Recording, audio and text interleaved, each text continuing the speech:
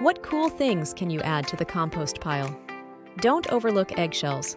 They're a calcium-rich addition that helps balance your compost's nutrient mix.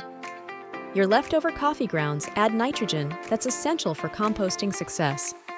Leaves are crucial brown material, balancing the nitrogen-rich greens for optimal decomposition.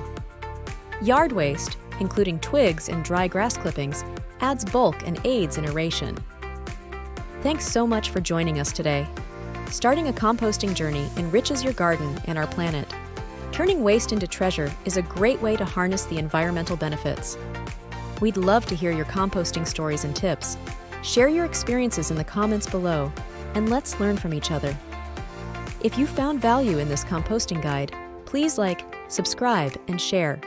Your support helps us grow this community. Craving more gardening wisdom? Stay tuned for additional tips and tutorials.